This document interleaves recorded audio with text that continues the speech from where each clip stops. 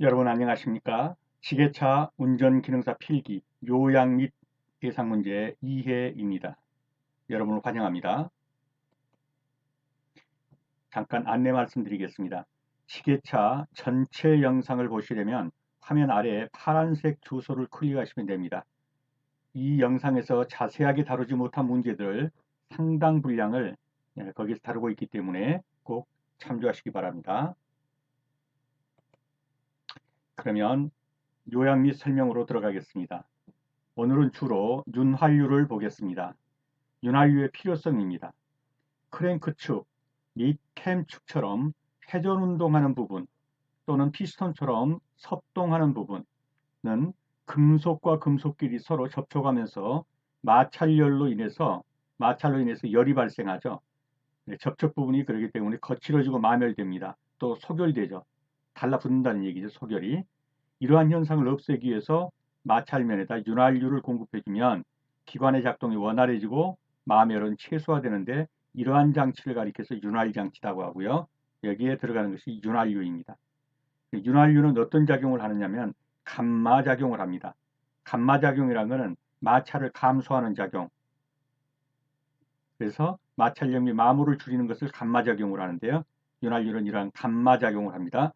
두 번째로 냉각작용을 합니다. 기관 각부의 마찰에 의해서 발생하는 열을 윤활유가 흡수해 가지고 제거하는 그러한 냉각작용을 합니다.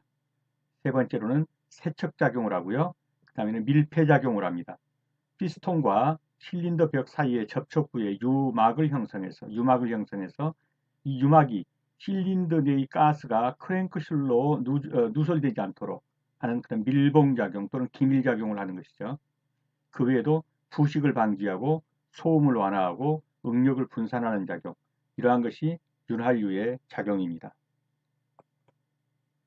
다음은 윤활유가 갖추어야 할 성질을 보겠습니다. 인화점과 발화점이 높아야 합니다. 인화점과 발화점은 뭡니까? 불이 붙는 온도입니다. 그러니까 어지간한 온도에서는 불이 붙지 않아야겠죠. 예, 이 장비가 자체가 몇백 도씩 나가는 그런 마찰이 있는데 쉽게 불이 붙는다면 안 되겠죠. 그래서 인화점과 발화점이 높아야 합니다. 점도 지수가 커서 온도에 의한 점도의 변화가 적어야 합니다. 점도 지수가 크다는 말은 쉽게 말하면 윤활유가 좋다 이렇게 보시면 됩니다. 그래서 겨울이든 여름이든 간에 온도의 변화에 따라서 점도라는 건 뭡니까? 끈적거리는 정도죠. 끈적거리는 정도. 그런데 이 끈적거리는 정도가 여름이든 겨울이든 온도의 변화에 따라서 별 변화가 없어야 좋은 거죠. 여름에 하고 겨울에 하고 너무 온도 차이에 따라서 심하게 변화가 된다면 좋지 않은 겁니다. 그래서 점도 지수가 크다라는 말은 온도에 따른 점도의 변화가 적다, 여전하다 이렇게 보시면 되겠습니다. 그래서 점도 지수가 큰 것이 좋은 것이다 일반적으로 이렇게 보시면 되겠습니다. 그 다음에 열 전도가 강해야 합니다. 산화에 대한 저항이 커야 합니다. 카본 생성이 적어야 합니다. 강인한 유막을 형성할 수 있어야 합니다. 응고점이 낮아야 합니다. 응고점이 낮다는 건 뭡니까? 그렇죠. 영하 뭐 1도, 2도에서 얼어버리면 안 되겠죠. 그래서 적어도 뭐 영하 한 30도쯤에 온다든가 이렇게 응고점이 낮아져야 좋겠죠. 응고점이 낮아져야 되고 인화점과 발화점은 높아져야 합니다. 미국 석유협회에서 분류한 것을 보면 가솔린 기관 엔진용과 디젤 엔진용, 그러니까 가솔린 엔진용 윤활유, 디젤 엔진용 윤활유가 서로 다른데 MIMMMS 이렇게 되는 것들은 가솔린입니다. 디젤은 D로 시작하죠. 디젤의 D자로. 그래서 DG, DM, DS 이렇게 나가는데 특별히 좀 많이 나오는 것이 DS입니다. 고온에서 과부하가 붙는 고부하용 등 가장 가혹한 운전 조건에 사용하는 디젤 엔진용 윤활유는 무엇이냐? 그러면 DS를 고르셔야 합니다. 문제로 한번 들어가 보겠습니다. 엔진 윤활유의 사용 목적이 아닌 것. 엔진 윤활유는 무엇 때문에 사용하냐 하는 거죠. 실린더 내의 가스 누수를 방지한다. 그렇죠. 유막을 형성해서 기밀작용을 한다고 그랬죠. 그래서 1번은 맞는 표현이고요. 2번 노크 현상을 방지한다. 노크 현상은 어느 때 일어나나요? 그렇죠. 점화가 너무 빨리 일어나거나 또는 너무 늦게 일어나서 녹화는 쾅쾅 부딪히는 소리 같은 나는 거죠. 점화가 제때 일어나지 않는 것입니다. 그래서 윤활유하고는 관계가 없어요. 노크 현상은 그렇죠. 연료의 점화와 관계 있는 것이죠. 그 다음에 응력 집중을 방지한다. 맞습니다. 방척 및 세척 작용을 한다. 맞습니다. 이 동그란 부분은 다 뭡니까? 엔진 윤활유의 사용 목적이죠. 실린더 내의 가스누스를 방지합니다. 밀봉작용을 해서요. 응력 집중을 방지해주고 방척 및 세척 작용을 한다.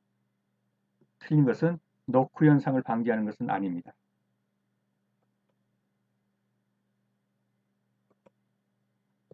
그래서 노크 현상은 실린더 내에서 연료가 이상 폭발을 일으키는 거죠. 제때에 일으키질 않고요. 너무 빨리 폭발을 일으키거나 또 너무 늦게 일으켜서 어떤 그 주기가 맞지 않는 거예요. 그래서 꽝꽝하는 소리가 나는 거 이걸 노킹 현상이라고 그러죠. 그래서 금소금이 발생하는 현상으로 윤활유와는 관계가 없는 것입니다. 그래서 정답은 2번이 되겠습니다.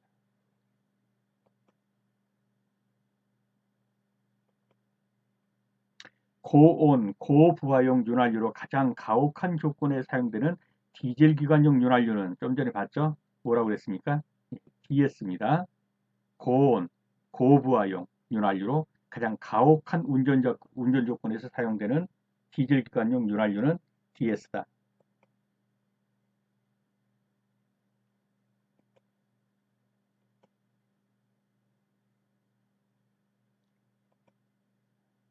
죄송합니다. 윤활유 점도에 대한 설명이다. 틀리는 것은 윤활유 점도가 뭐라고 그랬죠? 예, 끈적거리는 정도, 그거 점도입니다. 윤활유 점도가 높을수록, 즉 많이 끈적거릴수록 그 말이죠. 유동성이 좋아진다? 아니죠. 묽을수록 유동성은 좋겠죠. 물처럼 줄줄 흐르니까. 그래서 윤활유 정도가 높다면은 유동성은 좋지 않은 겁니다. 너무 많이 끈적거려서. 여름철에는 윤활유 점도가 높은 것을 사용한다. 좀 많이 끈적거리는 것을 사용해도 여름철에는 온도가 덥기 때문에 묽어지죠. 그래서 이것은 맞는 표현이죠. 여름철에는 윤활유 점도가 높은 것을 사용해야 되고 겨울철에는 윤활유 점도가 낮은 것을 즉 예? 쉽게 말하면 묽은 것을 이런 말이죠. 윤활유 점도가 낮다 이 말은 좀 묽은 것을 사용해도 굳어진단 말이에요. 날이 추우니까 이것도 맞는 표현이죠. 윤활유 점도 지수가 클수록 어떻습니까? 온도의 변화에 따라서 점도가 별로 변치 않는 거라고 그랬죠. 온도의 변화에 따른 점도의 변화도 적다. 이것이 점도 지수가 큰다라는 말입니다. 그래서 2, 3, 4는 맞고 1번이 틀렸습니다.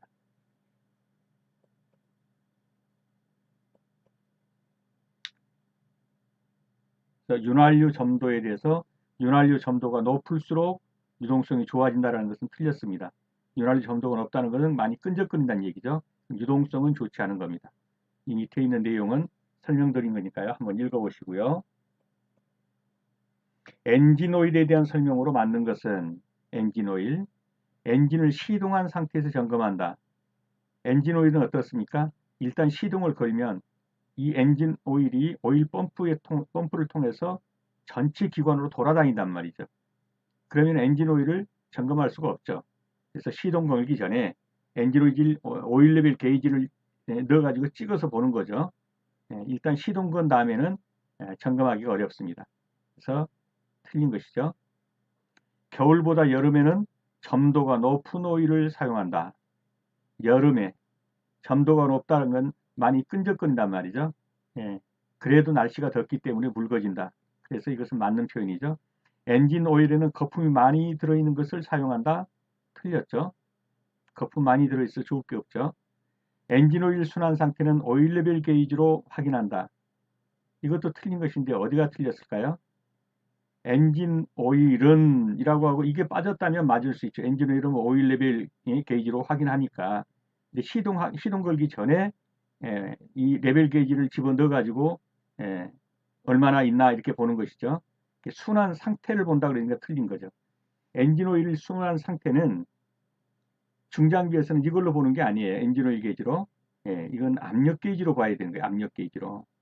그래서 엔진 오일이 얼마나 순환되고 있나를 오일 레벨 게이지로 보는 건 아니다. 오일 레벨 게이지로 보는 거는 시동 걸기 전에, 순환되기 전에 그때 확인하는 것입니다. 그래서 정답은 맞는 것은 2번만이 맞겠습니다.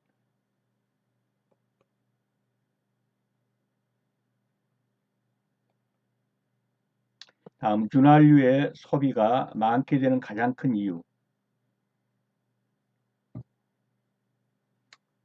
윤활유의 소비가 가장 많게 된다면 뭘까요?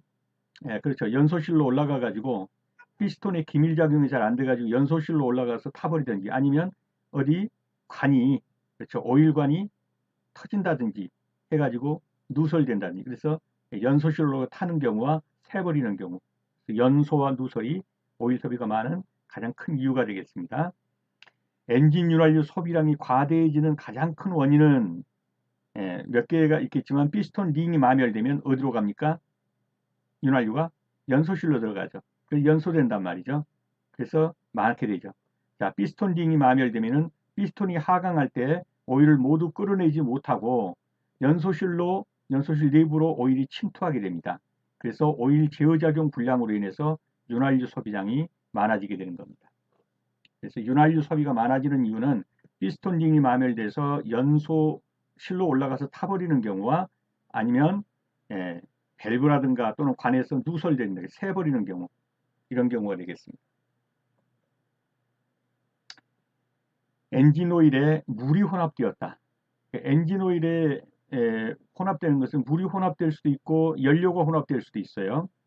그래서 기관 오일에 연료가 혼합된 경우, 물이 혼합된 경우인데, 물이 혼합되면 열교환기 인터쿨러에서 물이 엔진으로 들어가거나 이렇게 해서 혼합될 수 있다는 얘기죠.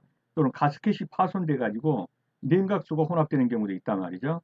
어떻든 엔진 오일에 물이 들어가게 되면 엔진 오일 색깔이 노란색이나 크림색, 우유 색깔, 이런 색으로 바뀌고 오일 거품이 일어나는 거 기억해 주시고요.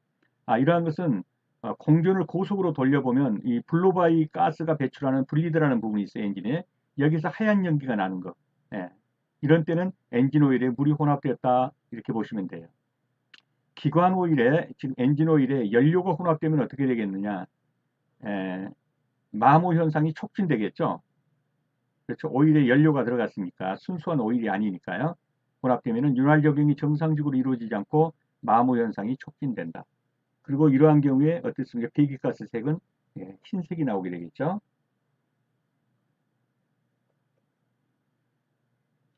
자, 엔진 오일이 우유색을 띠고 있다면 어떻습니까? 좀 전에 봤죠? 그렇죠. 냉각수가 섞여 있다, 또는 물이 들어갔다, 이렇게 보면 되고요. 윤활유가 연소실에 올라와서 연소할 때 배기가스 색은 백색이다. 그러면 이렇게 연소실로 올라오는 이유는 뭐냐? 피스톤 링이 손상돼 가지고 실린더 벽에 있던 엔진 오일이 다 긁어내리지 못하고 올라와서 함께 연소되는 경우와, 헤드 가스켓이 손상돼 가지고 밸브 쪽으로 올라가던 엔진 오일이 연소실로 흘러드는 경우, 이러한 경우가 엔진 오일이 연소실로 들어가서 타는 경우예요. 그래서 윤활유가 연소실로 올라와서 연소되면은 배기가스 색은 뭐다요? 백색이 되는 것입니다. 문제를 풀어보겠습니다. 엔진 오일 교환 후 압력이 높아졌다. 자, 엔진 오일을 교환했더니 오일 압력계가 높아졌어요. 그 원인으로 적당한 거 그랬습니다. 압력이 높아졌다. 엔진을 교환 시 냉각수가 혼입되었다. 냉각수 혼입되었다고 해서 압력이 높아지는 건 아니죠. 오일의 점도가 낮은 것으로 변했다. 점도가 낮은 것으로 했는데 압력이 높아지긴 없겠죠. 오일 회로 내에 누설이 발생했다. 오일이 많이 떨어졌는데 누설이 발생해가지고 떨어졌는데 압력이 높아질 수는 없겠죠. 오일의 점도가 높은 곳으로 교환하였다. 그렇죠. 많이 끈적거리는 거죠. 그래서 높은 곳으로 교환하였다. 이럴 때는 오일 게이지, 압력 게이지에서 높아지겠죠. 그러면 어떻게 하겠습니까? 그렇죠. 압력 게이지를 좀 풀어서 낮은 압력으로 설정을 해줘야겠죠. 오일 점도가 높은 곳으로 교환하게 되면 압력이 높아진다. 정답은 4번이 되겠습니다. 엔진 오일의 순환 상태를 알 수 있는 계기는, 중장비에서는 유압계가 있죠. 그 유압계를 보면 순환 상태를 알 수가 있습니다. 유압계가 설치된 건설기계에서 유압계 지침이 정상으로 압력 상승이 되지 않는다면, 압력이 올라가 있는데 안 된다는 거죠. 그 원인은 무엇이겠느냐? 그렇죠. 첫째는 유압기가 고장나서 압력은 올라가고 있는데도 표시를 못 해줄 수도 있고요. 오일 파이프가 파손돼 가지고 오일이 새면 압력이 안 올라가겠죠. 오일 펌프가 고장나서 오일을 공급을 못 해주면 또 그렇죠. 압력이 올라가지 않겠죠. 그래서 유압기의 고장, 오일 파이프의 파손, 오일 펌프의 고장 이러한 것이 유압기 지침이 정상으로 상승되지 않는 원인이 되겠습니다. 그렇지만은 연료 파이프가 파손됐다고 그래가지고 유압기 지침이 올라간다든가 내려간다든가 하는 일은 없겠죠. 왜냐하면 연료는 연소실로 들어가지 그렇죠. 유압계의 압력으로 나타나진 않아요. 그래서 연료 파이프가 파손됐다고 그래갖고 유압계 지침과는 관계가 없습니다. 문제가 나온다면 이걸 넣어주겠죠. 연료 파이프 파손. 그러면 관계없는 거 골라라 그러면 그것이 관계없는 것입니다. 문제입니다. 오일량은 정상인데 오일 압력계의 압력이 규정치보다 높다. 오일량은 정상인데 압력이 규정치보다 높다. 그럼 어떻게 했어요? 릴리프 밸브라든가 이런 밸브를 압력을 낮춰서 맞춰주면 되겠죠. 네, 규정치보다 높으니까. 그럼 어떻게 합니까? 오일을 보충해서 하면 더 높아지겠죠. 오일을 배출한다. 낮을 수는 있어요. 그렇지만 이건 방법은 아니에요. 유압 조절 밸브를 조인다. 조이면 더 높아지겠죠. 풀어줘야 돼요. 그러면 좀 더 낮게 압력이 설정될 겁니다. 그래서 압력이 규정치보다 높다면 좀 풀어서 낮춰줘야 합니다. 정답은 4번이 되겠습니다.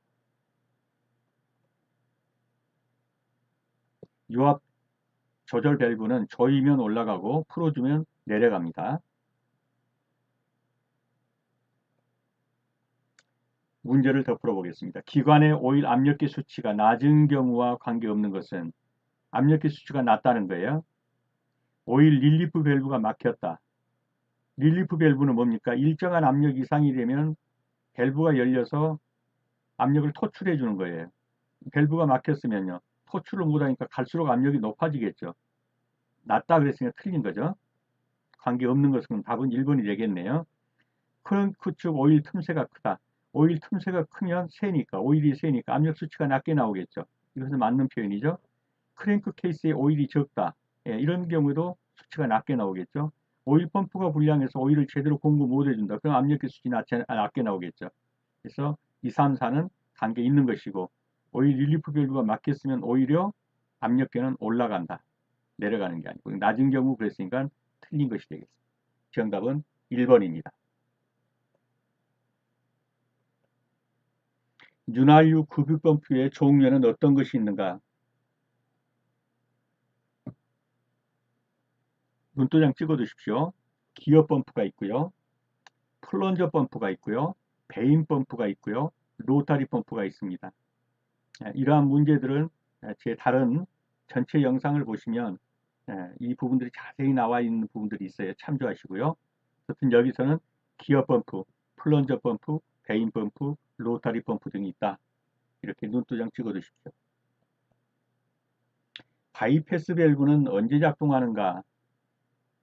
바이패스 밸브는 오일 필터가 막혔을 때 오일 필터를 거치지 않고 바로 윤활부로 오일을 공급할 수 있도록 하기 위해서 설치된 겁니다. 이렇게 오일 필터를 거쳐서 나오도록 된 이거를 바이패스가 이렇게 연결된 거죠. 그러니까 이렇게 여기에 밸브가 있단 말이에요. 평상시는 이 밸브를 잠궈 놓는 거죠. 왜? 여기를 거쳐서 가도록. 예? 이 필터를 거쳐 가도록. 근데 필터가 고장이 났어요. 그럼 이 밸브를 열어서 이렇게 가도록, 바이패스로 가도록 이렇게 연결하는 것이 바이패스입니다. 직접 가도록. 오일 필터가 막혔을 때 바로 윤활유로 오일을 공급할 수 있도록 설치된 밸브. 다음, 오일 펌프의 압력 조절 밸브를 조정하여 스프링 장력을 높게 하면 꽉 조인단 말이죠. 그러면 유압은 높아지게 되겠죠. 스프링 장력을 높게 하면 꽉 조여진다 이렇게 생각하시면 돼요. 그러면 유압은 높아지고 스프링 장력을 낮게 하면 좀 풀어주게 되면 유압이 낮아지게 되는 것이죠. 이해가 되셨습니까? 건설 장비 운전 시 시동 전에 점검해야 할 사항, 시동 전 점검해야 할 사항. 레버는 정상 위치에 있는가? 시동 전에 해야겠죠? 오일 게지를 확인해서 오일량은 충분한지. 그런데 유압 미터를 확인한다. 일단 건설 장비에서 유압에 대한 얘기가 나오면은 시동을 걸어야 알 수 있어요. 유압은. 시동을 걸어야 유압 펌프를 돌리면서 올라가니까. 그래서 유압 미터의 확인은 시동 전 점검사항은 아니에요. 몰라요. 일단 시동 걸어보고 작동을 시켜보면 그때야 이제 유압 미터가 정상으로 작동하는지를 알 수 있게 된 겁니다. 그래서 시동 전에는 유압 미터는 확인할 수 없다. 문제입니다. 디젤 엔진의 윤활유 점도가 너무 큰 거, 너무 끈적끈적한 걸 사용했다는 말이죠. 그러면 어떻게 되겠는가? 좁은 공간에 잘 침투한다, 충분한 주기간도 아니죠. 너무 끈적거려서 잘 흘러들어가지도 못하겠죠. 엔진 시동을 할 때 필요 이상의 동력이 소모된다. 그렇죠. 적당히 끈적거리는데 너무 끈적거리니까 처음 걸 때 필요 이상의 동력 소모되죠. 점차 묽어지기 때문에 경제적이라. 묽어지는 것은 어느 정도는 되겠죠. 열이 있기 때문에. 그렇지만 이게 경제적이라고 말할 수는 없겠죠.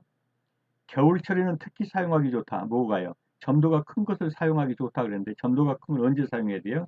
여름철이죠. 그래서 끈적거리는 것이라 할지라도 여름철에는 온도가 높으니까 묽어지게 돼요. 근데 겨울철에는 끈적거리는 것을 특별히 끈적거리 사용하면 날씨가 추우니까 더 끈적거리겠죠. 그래서 겨울철에는 점도가 낮은 것을 사용해야 합니다. 그래서 이것은 높은 거 겨울철 사용했다는 게 틀렸죠. 맞는 것은 2번 하나 맞습니다. 시동을 걸 때 너무 끈적거린 거, 점도가 너무 큰 걸 사용하면 동력의 소모가 커진다. 네, 수고 많으셨습니다. 다음 시간에 다시 뵙겠습니다. 감사합니다.